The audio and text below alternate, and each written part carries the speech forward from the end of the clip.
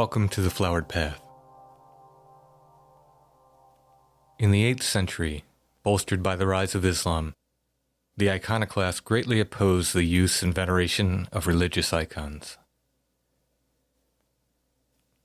St. John Damascene argued passionately and successfully for the continued use and honor of religious imagery. Among his many poignant arguments in favor of icons, the saint wrote, "Often, doubtless, when we have not our Lord's passion in mind and see the image of Christ's crucifixion, his saving passion is brought back to remembrance, and we fall down and worship, not the material, but that which is imaged. Just as we do not worship the material of which the Gospels are made, nor the material of the cross, but that which these typify." This is the power of an image. It can remind us of the righteous acts, sacrifices, and holy works of those great people who came before. It was the power of one image, that of the Blessed Virgin Mary, which drew St. Gabriel of Our Lady of Sorrows away from the distractions of the material world and into the life of a religious. And yet another, an image of St. Andrew Bobila, which is credited with aiding St. Gabriel's miraculous healing in his youth.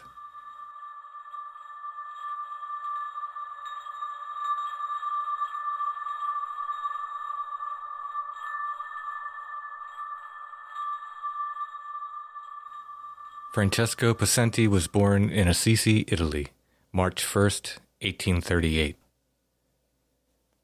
He was the 11th of 13 children born to his parents Sante and Agnes.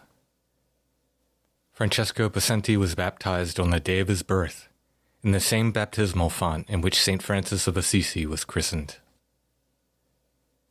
After moving to Spoleto, the Possenti family was struck with tragedy early in Francis's life. 2 of his sisters and his mother had died by the time Francis was 4 years old. Francis was educated first by the Christian Brothers and then the Jesuits. He had a likable personality and did well in school, with a good reputation for both charity and piety. He was also rather vain, spending hours preparing for parties and dances. As he grew into a young adult, Francis was a fixture of the Spoleto social scene, earning himself the nickname of the Dancer. Likewise, he was appreciated by the fairer sex, went on frequent dates, and was, at one time, engaged to 2 different women. Despite his social status and popularity, Francis was drawn to the religious life. Even at a young age, he felt that was his path. However, the distractions of the world are many.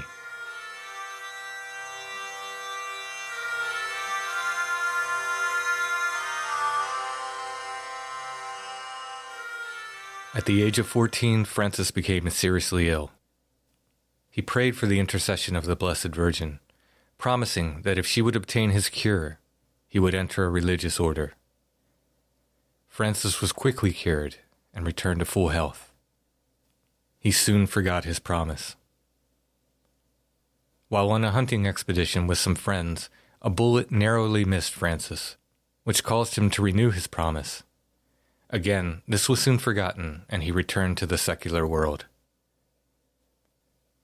At 16, Francis was afflicted with a throat abscess, which caused a severe inflammation in his throat. One night, breathing became very difficult for him. The swelling almost closed his throat entirely. He felt as if he would smother. Remembering a picture of St. Bobila given to him by one of his teachers, Francis wrapped the image around his neck and prayed for the saint's intercession, that God might heal him through the merits of the saint. Once again, Francis promised to enter the religious life if he would be cured, after which he fell into an easy slumber. When Francis awoke in the morning, the inflammation was almost completely gone. He was able to breathe easily. On the picture of St. Bobila there was a stain, as if it was an indication of the favor granted. Francis applied to the Jesuit order and was accepted, but once again he delayed his promise.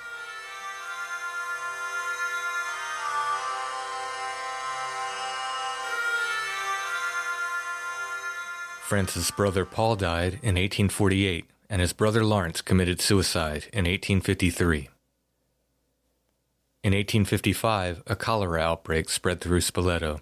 It claimed the life of Francis' older sister, Mary Louisa, who had been like a mother to him after his mother's untimely death. Mary Louisa was said to be the first victim of the outbreak. The cathedral at Spoleto holds an ancient icon of the Mother of God. As cholera was decimating the city, the icon was carried to the loggia of the cathedral, facing the city square. The icon seemed to bless the city. From the moment it faced the square, no new cases of cholera were reported, and many of the remaining sick were miraculously cured. When the sickness had passed, Spoleto quickly returned back to its old ways. It seems to be a natural desire, after any sort of plague or pandemic, to have a return to normalcy. As such, theaters were reopened, gatherings resumed, and the city did its best to forget the tragic recent past. Francis, too, returned to socializing. The dancer was falling back to his old ways.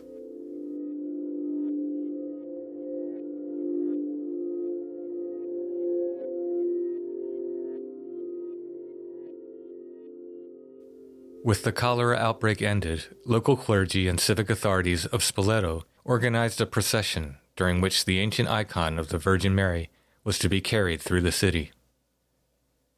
Francis waited in the street as the procession approached.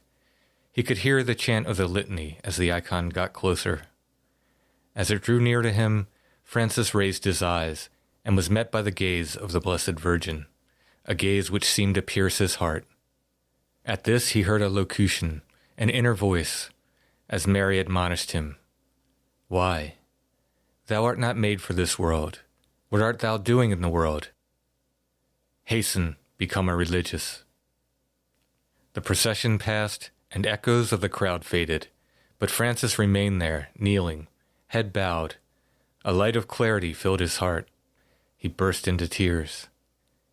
There would be no more desires for fancy clothes and social scenes. He would, at last, fulfill his promises to God.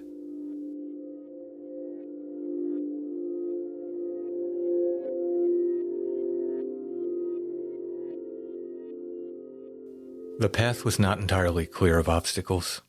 His own father ridiculed the notion of Francis taking up the religious life. "Your life has been one of vanity and pleasure," his father said. "How would you wear a rough cassock? You who have always been so particular about your clothes." His father said that Francis' desire was nothing but a passing fancy, and that he would soon change his mind and return in disgrace. His father enlisted the aid of several relatives to attempt to dissuade Francis from his chosen work, but all of them failed. Francis arrived at the novitiate of the Passionist order at Moravali, Italy, on September 19, 1856. He was just 18 years old. 2 days later, he received the habit of the Passionists and a new name, Gabriel of Our Lady of Sorrows, reflecting his great devotion to the Virgin Mary. A year later, Gabriel pronounced his vows. Gabriel was noted to be an excellent student, yet his academic process was outpaced by his spiritual growth.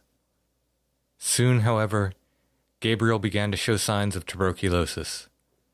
Instead of bargaining, as he did in the past, however, Gabriel accepted this burden with a kind of spiritual joy. He prayed for a slow death, so that he would have more time to prepare himself for his passing. He kept his spirits high and continued to work, learn, and pray as before. Gabriel was so inspiring that the other students sought to be with him, despite his illness, even at his deathbed. In his weakened state, Gabriel was tormented by visions, seemingly testing his resolve and purity. From his bed he frowned, staring into an empty place in the room, and asked his spiritual director, Father Norbert, half in anger and half in surprise, "How do women enter here? They mustn't be here." Gabriel then exclaimed, "O Mary, my mother, chase them away, make them go." At this, Father Norbert sprinkled holy water about the room, which caused the apparitions to dissipate. A short time later, however, Gabriel cried out, "How could that woman get in here? Chase her out right away. Oh, my mother, my lady, drive her away." and again the vision ceased, and Gabriel returned to peaceful prayer. In the early hours of February 27, 1862, Gabriel was lying peacefully in bed, clasping an image of Our Lady of Sorrows, which he had kissed and covered in tears, then pressed to his heart. He raised his eyes to heaven and exclaimed, "O my mother, make haste," and then calmly prayed, "Mother of grace, O Mary blessed, sweet mercy's fount, to thee do we fly.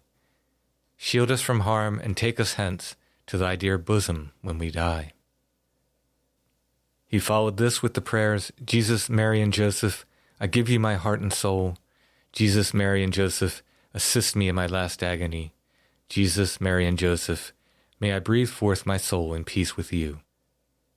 Suddenly he sat up in his bed, his face radiant, as he reached toward an unseen figure which had entered the room. He then fell back dead. Father Norbert concluded, "Consumed by the ardor of divine love, rather than by the violence of disease, comforted and wrapped in ecstasy by the apparition of his heavenly mother, whom he loved with an immeasurable affection, he was sweetly received by her, and, laden with merits, left for heaven." Blessed Bernard Mary of Jesus, one of the religious present at Gabriel's passing, said, "So many years am I in the service of God, and yet so backward, while he in so short a time became a saint, and has had such a beautiful death."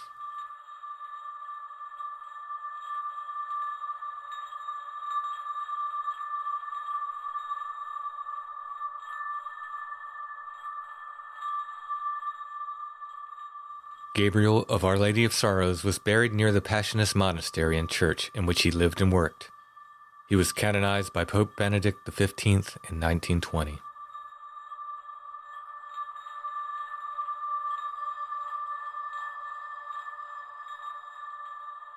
Saint Gabriel of Our Lady of Sorrows' intercession is credited for several miracle healings.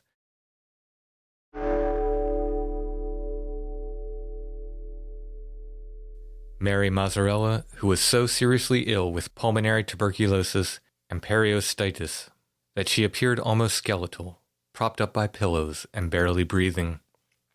Medical doctors had given up hope. As a last resort, it was suggested she pray for St. Gabriel Possenti's intercession. She was given some of his relics to hold. After 3 days, she was healed.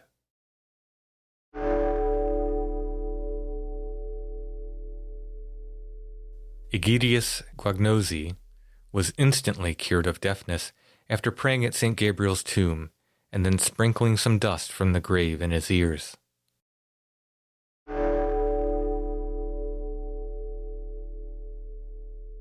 Rose Carini lost her sight due to paralysis of the optic nerves. St. Gabriel appeared to her in a dream and invited her to visit his tomb. With the help of her husband, she visited the grave the following day. As they approached, Rose was able to hear hymns being sung in a procession that was headed to the monastery church. Seemingly moved by the pious singing, the woman declared, "Well, I am blind now, but on my return I will be able to see." After being led to St. Gabriel's tomb, Rose fell down to her knees, praying and crying.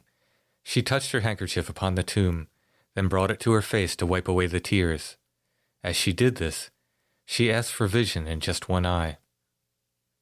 Cries of joy rang out as the woman opened her left eye to find her sight perfectly restored.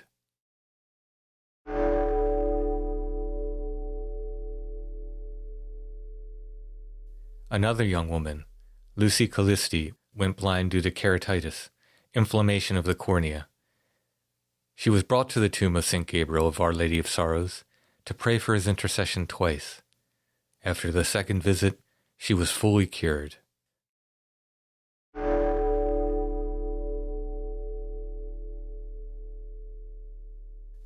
'Dust from St. Gabriel's grave, along with prayers for his intercession, were credited with the miraculous healing of a man named Francis Di Bernardo.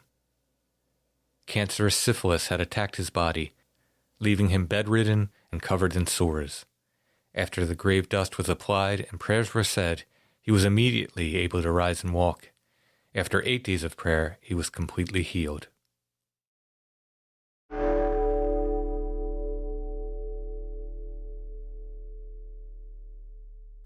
A 22-year-old man, Francis Marcantonio, was suffering from inflammation of the spleen and other internal organs. He was greatly swollen with edema. After visiting St. Gabriel's tomb and applying some of the grave dust, he was completely cured.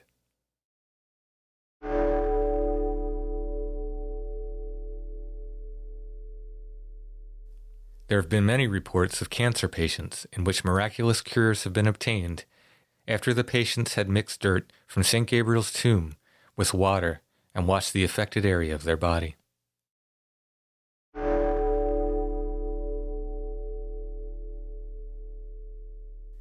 Violanta Moretti was suffering from inflammation of the lungs, considered incurable by doctors. She was being given her last rites. A woman arrived with dust from St. Gabriel's grave. Violanta took the grave dust and was instantly healed.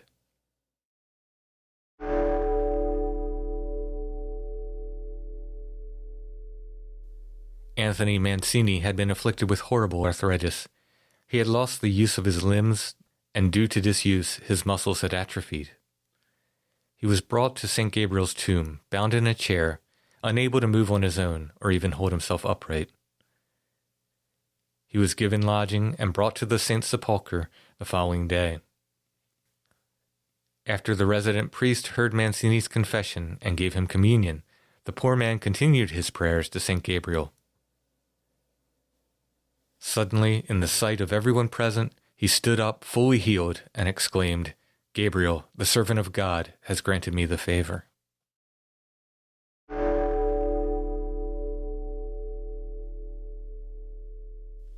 "71-year-old Cajetan Mariani had suffered a bad stroke and was paralyzed in much of his body.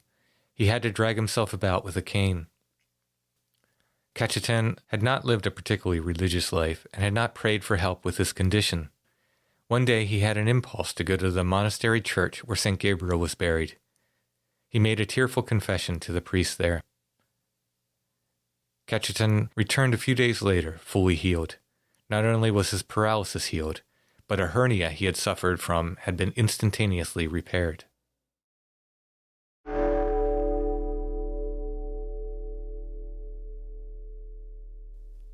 There have been many other cases of instantaneous healings of hernias attributed to St. Gabriel of Our Lady of Sorrows. A young Sicilian man had been drafted into the army, but was opposed to his military service. He prayed for St. Gabriel's intercession. On the day of his physical examination, he suddenly presented a serious hernia, of which there was no previous sign. He was declared unfit for service and was discharged. By the time he reached his home, he found himself in full health once more.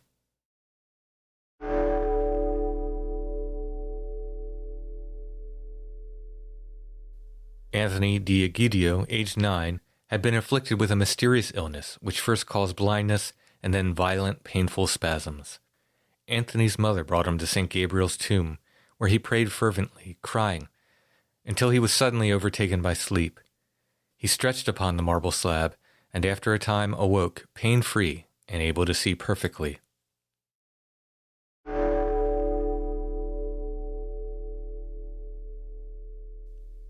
Saint Gemma Galgani credited the intercession of St. Gabriel for a miraculous healing of her own. Gemma was suffering from a debilitating spinal ailment, which left her bedridden and in constant pain. After she read his biography, St. Gabriel of Our Lady of Sorrows appeared to Gemma for 9 consecutive nights, placing his hand upon her forehead and praying with her. Then, after confession and receiving communion, Gemma was cured. Saint Gemma saw Saint Gabriel several more times, saying the saint would visit her on many occasions in order to pray with her and even to protect her from the assaults of the devil. Saint Gemma was even given Saint Gabriel's tooth, a relic which she greatly treasured.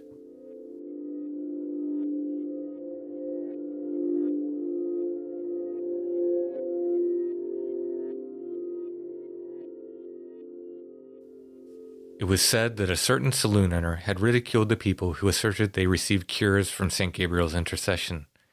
He even went so far as to insult and make jokes of St. Gabriel himself. He was then struck dumb and remained unable to speak from that time.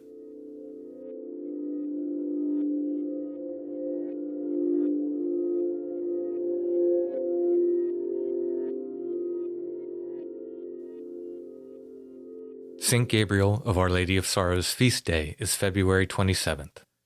He is the patron saint of Catholic youth, students, and those studying for the priesthood.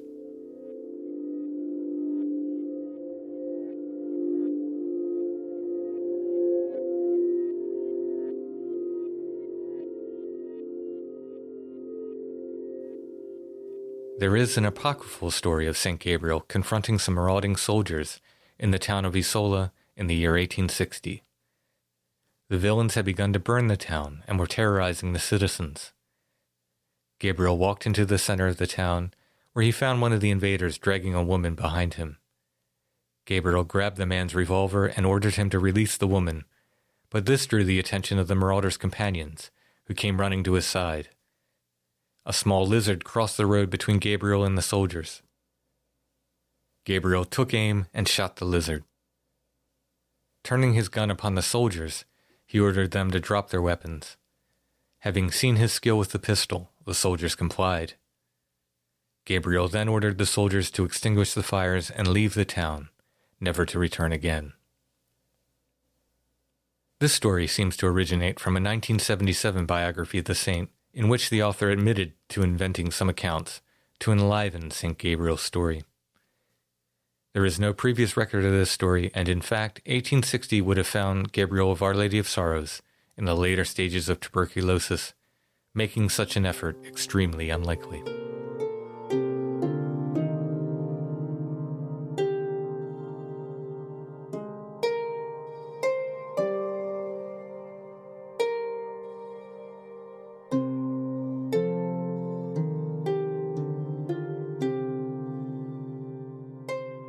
I'd like to thank our new patrons, Sarah, that's Sarah with 3 S's on Patreon, Charles Davis, Tiger Jin, and Karen Phillips. If you enjoyed this podcast and you would like to support my creations and help me make The Flowered Path, you can become a patron at Patreon, patreon.com/thefloweredpath. Please make sure to subscribe or follow The Flowered Path wherever you listen to podcasts. Share the shows on social media, and if you are so inclined, please leave us a nice review. I'm just getting this podcast started, and I could use the help.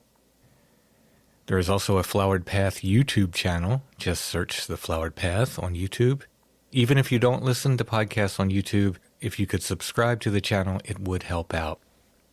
I wanted to talk about the frequency of the shows coming up. I was able to put out these first 3 shows weekly, as I had researched and recorded them over the summer. Going forward, I'm going to try to get shows out at least every other week, but there may be longer gaps between shows as I put together the research. I ask that you be patient with me and stick with the show. I'm running another podcast at the same time, Strange Familiars, so things are certainly going to get backed up from time to time, but I have been absolutely inspired by the saints, and doing these deeper dives into their lives has been a wonderful experience for me. I love doing research, so as long as folks keep listening, I'll keep going.